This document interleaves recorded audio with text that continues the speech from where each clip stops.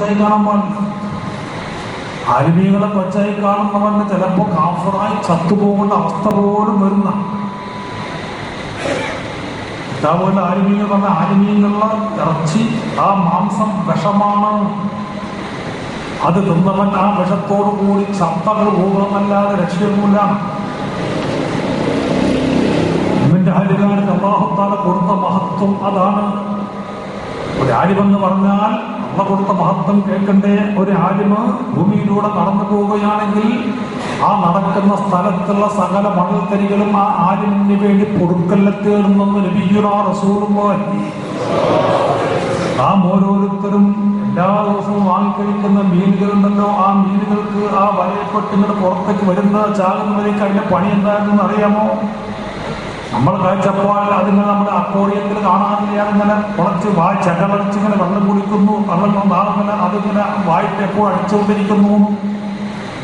നാലരട്ടികൾ ആ ചകല അനക്കത്തിന്റെ പശ്ചാത്തലത്തിൽ ആ നാവില്ലാത്ത ആ മത്സ്യങ്ങളുടെ ആ വായിൽ മുറിവിടുന്ന വാക്കെന്തെന്ന് അല്ലാഹു റസൂൽ പറയുകയാണ്,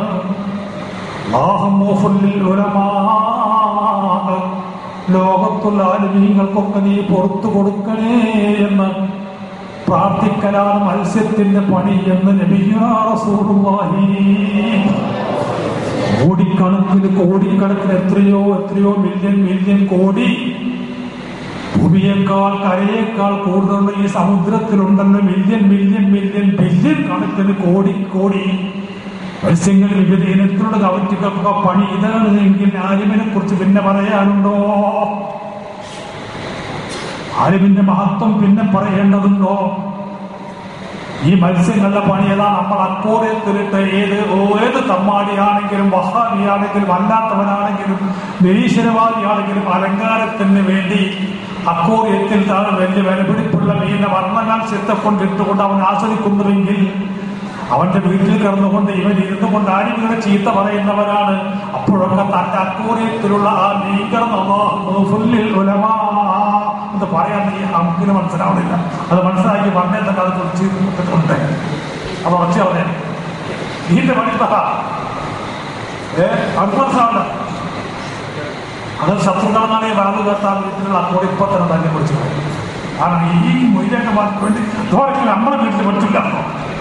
മൊയ്ലേക്കന്മാർ ധോരക്കുള്ള പരിപാടി നമ്മളെ വീട്ടിൽ. അതാണ് ആലിമി എന്ന് പറഞ്ഞാൽ. ആലിമിൽ ലോകത്തുള്ള സകല മത്സ്യങ്ങളും തുറന്നുകൊണ്ടിരിക്കുകയാണ്. ആലിമിന്റെ മഹത്വം എന്നൊക്കെ അറിയുന്നത് ശുഹദാക്കള് ഈ ശുഹദാക്കളൊക്കെ നാളെ വരും മഹ്ശറില്. അവരെ വലിയ അഭിമാനത്തിനാ വരുന്നത്. അവർ രക്തം പോയിട്ടില്ല, ആ രക്തത്തോടു കൂടിയാണ് വരുന്നത്. ബഹുമാനപ്പെട്ട ജാഫർ ബിൻ അബീ ത്വാലിബ് റളിയല്ലാഹു അൻഹു ആത്തിൽ വരുന്നത് ആ മുറിച്ച കയ്യങ്ങൾ പിടിച്ചിട്ടാണ്, മുറിക്കപ്പെട്ട കയ്യും പിടിച്ചിട്ടാണ്, രക്തങ്ങൾ പിടിച്ചിട്ടാണ് വരുന്നത്. അങ്ങനെ ഓരോരുത്തർക്കും എന്തൊക്കെ അതേ രൂപത്തിൽ ശുഹദാക്കൾ വരുന്നത്. അല്ലാഹുവിനെ ബഹുമാനിച്ച് ആദരിച്ച് അവരെ സ്വർഗത്തിലേക്ക് നടത്തി. അപ്പൊ അവരെ വിചാരം ഞങ്ങളൊക്കെ വലിയ അവസ്ഥയിലാണ്. സ്വർഗത്തിൽ ചെന്നോക്കുമ്പോണ്ട് കുറെ മൊയ്ലേക്കന്മാർ വലിയ അവസ്ഥയിലേക്ക് ഇവർക്ക് അതിന് താഴെ ഇരിക്കണം. മൊയ്ലേക്കന്മാർ വലിയ അവസ്ഥയിൽ കാലം കണ്ടിട്ടിരിക്കാം. പക്ഷെ അതാക്കൾക്ക് എന്താണെന്നത് ഇതിനൊന്നും യുദ്ധത്തിന് വന്നിട്ടൊന്നുമില്ലല്ലോ. ഇവര് മൊയ്ലേകൾ അങ്ങനെ യുദ്ധത്തിന് വന്നത് എന്താണ്?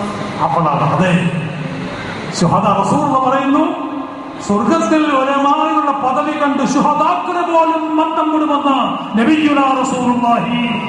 ആ റസൂലാണ് പറഞ്ഞത്, ആലിമിന്റെ പേരത്തുഞ്ചിലുള്ള ഒരു തുള്ളി മഷി ഷഹീദിന്റെ രക്തത്തിനോട് കിടപിടിക്കുമെന്ന് നബിയുനാ റസൂലുള്ളാഹി. അതാണ് ആലിമിന്റെ ഇവിടെ ഒന്നുമില്ല. അപ്പൊ ആലിമിനെ പിൻപറ്റല്ലാതെ സമൂഹത്തിന്റെ രക്ഷയൊന്നുമില്ല. അത് വലിയാണെങ്കിൽ പോലും വലിയനെ കാട്ടും വരുന്ന ആലിമിനെ ഈ തത്വം നിങ്ങൾ മനസ്സിലാക്കണം. വലിയനെ കാട്ടും വലിയതാരാ?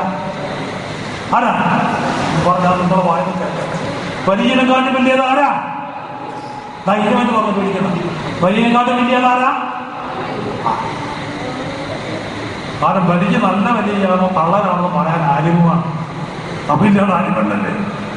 ഇയാൾ കള്ളനാണോ അല്ലേന്ന് ആരും വരണം. ആര് പറയണ്ടേ? ആര് പറഞ്ഞേ പറ്റൂ? ബഹുമാനപ്പെട്ട ഹുസൈൻ ശൈഖ് റളിയല്ലാഹു അൻഹു ഖുത്ബുൽ അഖ്താബാണെന്ന് ആരാ നമ്മളോട് പറഞ്ഞത്? ആലിമീങ്ങളാണ് പറഞ്ഞത്. ആലിമീങ്ങളാണ് പറഞ്ഞത്. ആരെ സംബന്ധിച്ച്? ബഹുമാനപ്പെട്ട ഔഫലാദ് ഖുത്ബുൽ അഖ്താബാണെന്ന് നമ്മളോട് ആലിമീങ്ങൾ പറഞ്ഞപ്പോഴാണ് നമ്മൾ അംഗീകരിച്ചത്. ആർക്കും എതിർപ്പില്ല. ഇന്ന കലാമാതിഹി മശ്ഹൂറത്തുൻ ഇൻദൽ അകാബിരി വൽ അസാഗിർ. ബഹുമാനപ്പെട്ട മഹാനായ ഔഫലാദിന്റെ കറാമത്തുകൾ സാധാരണക്കാർക്കിടയിലും അല്ലാത്തവർക്കിടയിലും പ്രസിദ്ധമാക്കപ്പെട്ടതാണ്. ആലിമീങ്ങളും അതുപോലെ തന്നെ അല്ലാത്തവരും എതിർത്തിട്ടില്ല. മഹാനായ വലിയാണ് മുഹദ്ദിസ് ആലിമീങ്ങൾ പറഞ്ഞപ്പോഴാണ് നമുക്ക് മനസ്സിലായത്. ആലിമീങ്ങൾ പറയാതെ ആർക്കും ഇവിടെ രക്ഷയില്ല. ആലിമീങ്ങൾ സർട്ടിഫൈ ചെയ്യാതെ ഒന്നിനും ഇവിടെ നിലനിൽപ്പില്ല. അതുകൊണ്ട് ആലിമ തന്നെയാണ് വലുത്. മുഹദ്ദിസ് തങ്ങളെ പോലുള്ള ആയിരക്കണക്കിന് കോടിക്കണക്കിന് ലക്ഷക്കണക്കിന് ഔലിയാക്കളെ ഒരു ഭാഗത്ത് നിർത്തുകയും മറുഭാഗത്ത് ഇമാം ശാഫിഈ റളിയല്ലാഹു അൻഹു കൊണ്ട് നിർത്തുകയും ചെയ്താൽ ആർക്കാണ് പ്രാധാന്യം കൂടുതൽ? ശാഫിഈ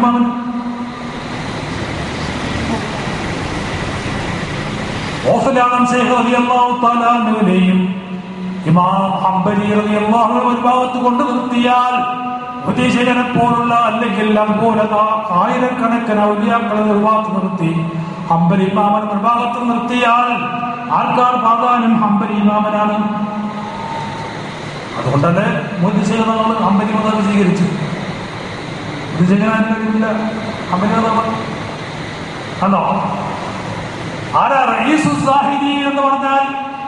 സാഹിദീകളായ ഈ ദുന്യാവിനെ വെടിഞ്ഞ് അല്ലാഹുവിലേക്ക് മാത്രം ജീവിതം ഒഴിഞ്ഞു വെച്ച സാഹിദീകളായ ആളുകളുടെ പ്രസിഡന്റ്, ഔലിയാക്കളുടെ പ്രസിഡന്റായ ഇബ്രാഹിം അദ്ഹം റഹ്മത്തുള്ളാഹി അലൈഹി ആ അള്ളാഹ്ക്ക് വേണ്ടി ജീവിതം മാറ്റി സ്വന്തം മകനെ പോലും കളഞ്ഞ് വേണ്ടാന്ന് വെച്ചാൽ സ്വന്തം മകൻ വന്നൊരു കാലം വെച്ച് വാപ്പ എന്റെ കൂടെ വരണം, ഞങ്ങളൊപ്പം ജീവിക്കണം, വാപ്പാടൊപ്പം ജീവിക്കാൻ ആഗ്രഹമുണ്ട്. വാപ്പാ മോനോട് വന്നെന്നാലും ഇല്ല മോനെ അതുവാണോരപ്പോൾ ജവാബ് മകനിലെ അരിമക്കാനിയെ ഞാൻ കാണും ഖിയാമം നാളിൽ. മോനെ ഇന്ന് നമുക്കോട് ഒരുമിച്ച് കൂടി ഭൗതിക ലോകത്തില്ല, ആഹത്തിൽ മാത്രമേ ഒരുമിച്ച് പറ്റുള്ളൂ. ഇവിടെ ഞാൻ വേറെ, ഞാൻ അങ്ങനെ പോകും, അള്ളാന്റെ അടുത്തേക്ക് പോയിരിക്കുകയാണ്. അങ്ങനത്തെ റഈസു സാഹിദീൻ റളിയല്ലാഹു തആല അൻഹു മകളോട് വേണ്ട, നീ ഇവിടെ വെച്ച് നോക്കണ്ട, നീ അവിടെ പലർത്തും അന്വേഷിച്ചോ, നരകത്തിൽ നിന്ന് കാക്കുന്ന മലക്കിനോട് ചോദിച്ചോ. ദിയാഉൽ ഹിക്കം ഈ മനാഖിബ് ഇബ്രാഹിം അദ്ഹം എന്ന